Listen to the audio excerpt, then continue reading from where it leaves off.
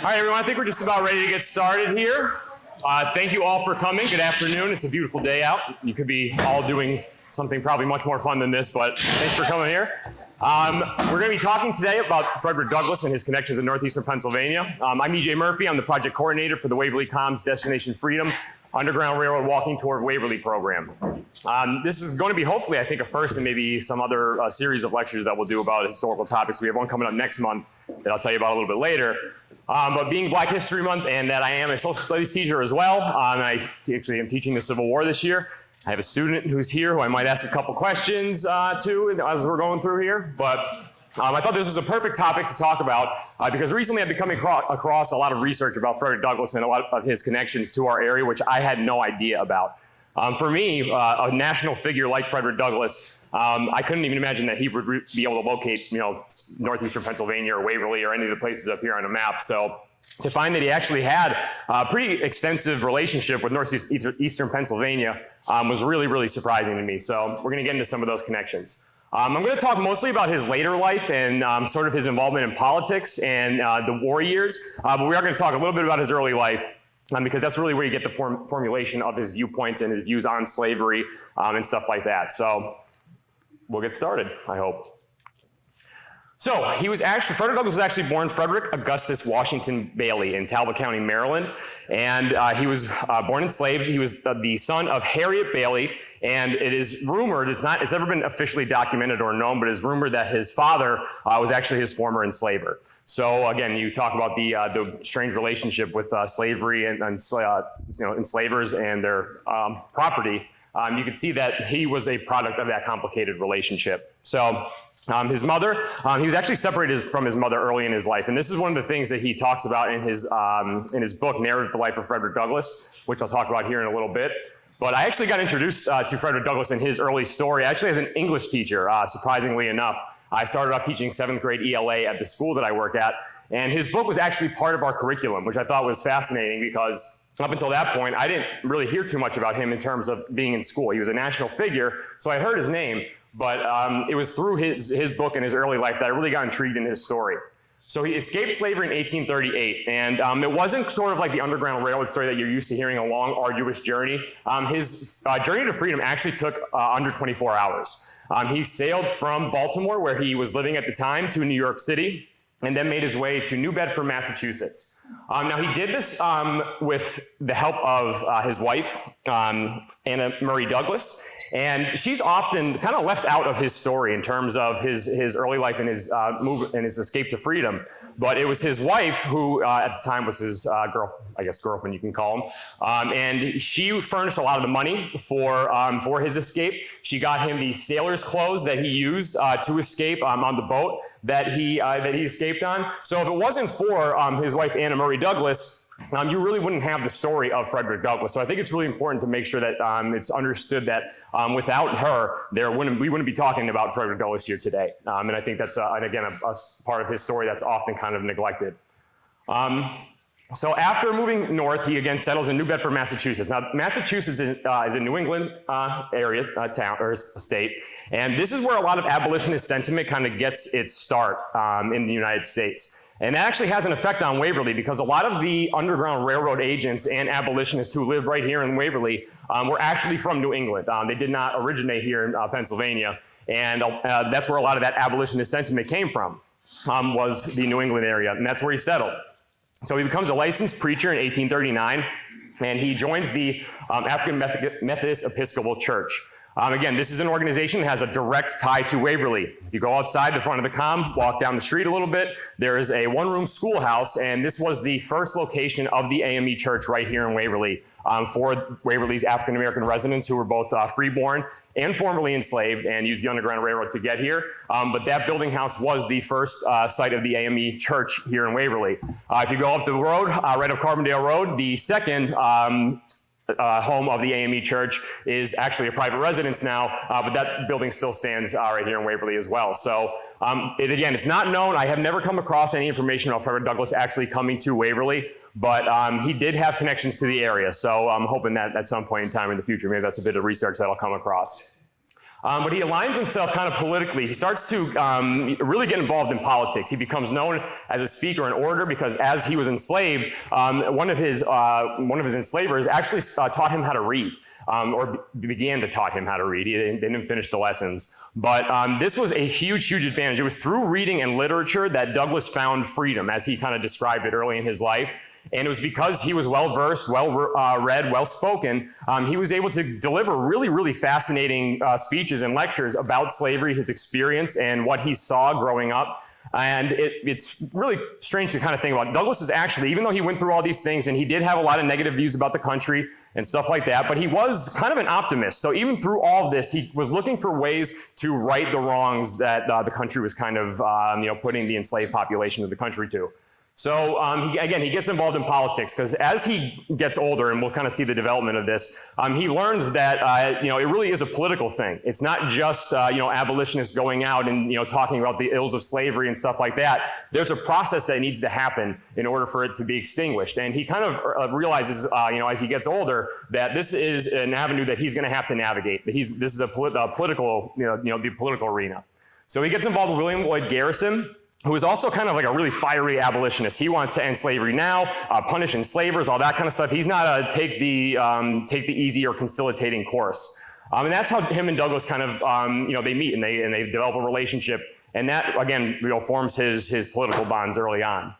He publishes Narrative of the Life of Frederick Douglass in 1845, and this sells copies worldwide. This is one of the most well-known autobiographies of all time, and it actually talks about a good chunk of his early life. And again, all of the ills of slavery that formulated his viewpoints about this country and the world that he lived in.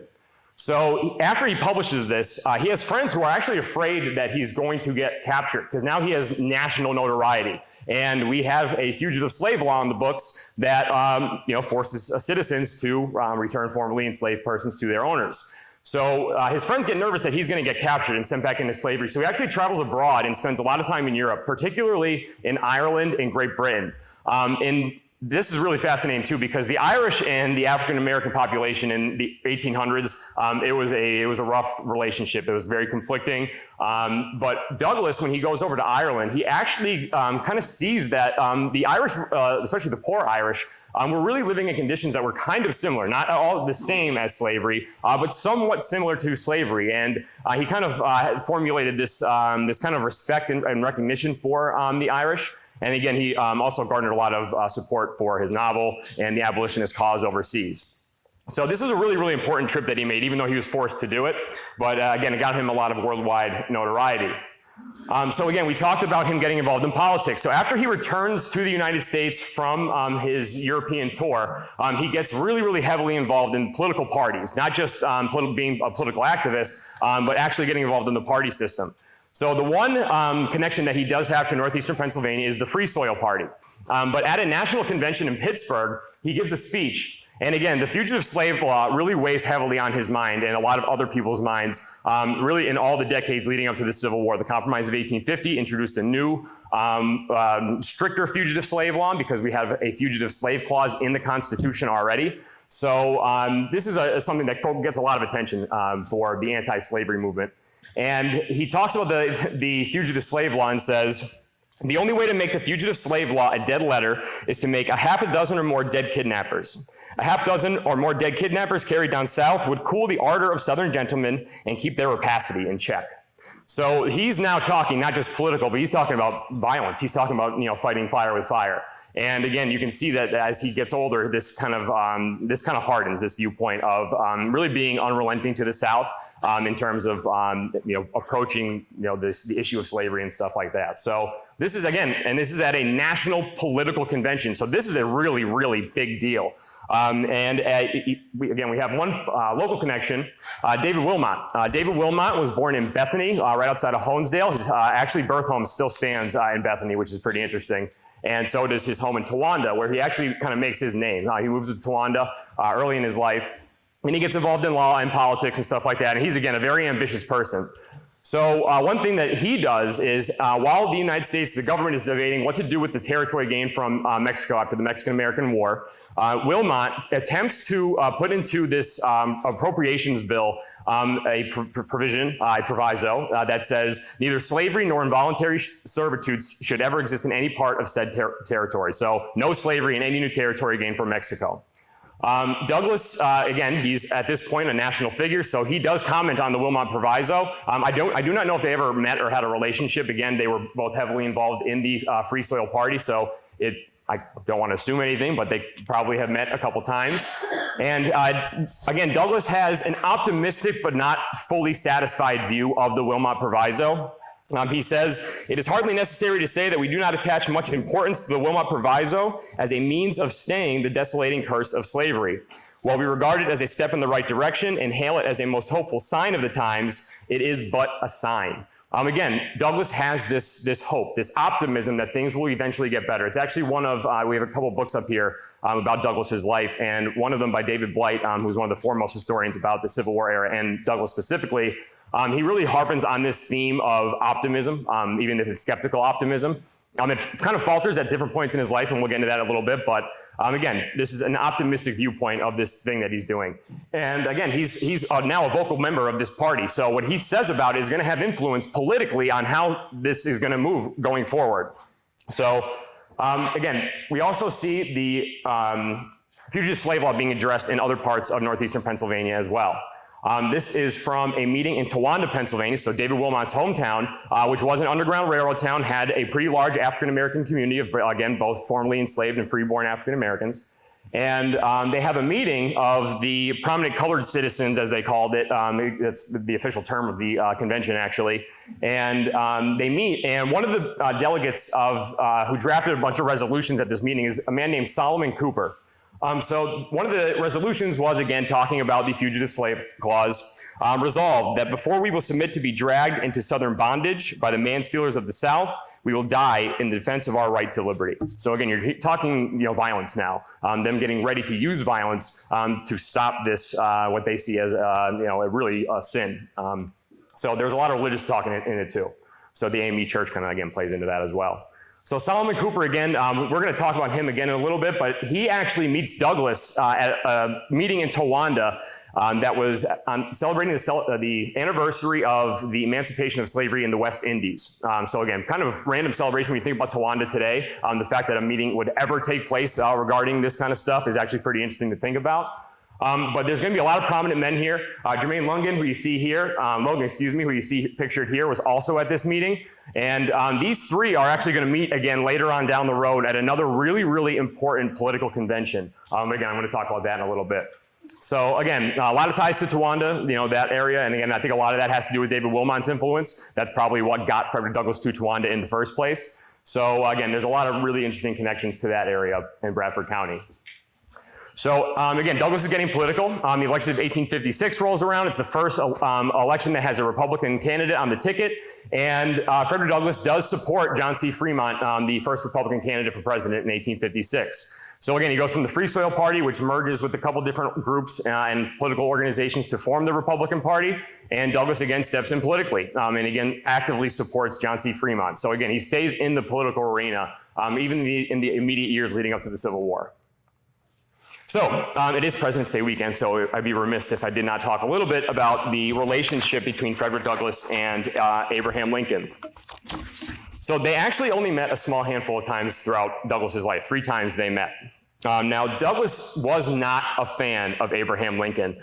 He kind of saw him as too moderate, not doing enough on the issue of slavery, and he saw that affected Lincoln's politics and how he approached things. So Douglass was really, again, not a fan of Abraham Lincoln, which is also something that northeastern Pennsylvania has in common with Frederick Douglass, because northeastern Pennsylvania, Luzerne County specifically, which Waverly was a part of during the 1800s, Waverly actually flipped. In 1860, in his election, Waverly voted for Abraham Lincoln by just a couple of votes. 1864 rolls around, they actually vote for his opposing candidate, George B. McClellan. So Waverly and northeastern Pennsylvania, he actually lost Luzerne County as a whole. He didn't just lose Waverly in 1864, he lost Luzerne County. A lot of that was because of measures that he took during the war, like emancipation, the confiscation of rebel property, including confiscation of slaves. So there were a lot of issues political issues that Abraham Lincoln had to navigate. And again, I think that's something that Douglass kind of realized as he got older. He is going to talk a little bit about Abraham Lincoln after Abraham Lincoln passes away. But the first meeting took place on August 10th, 1863.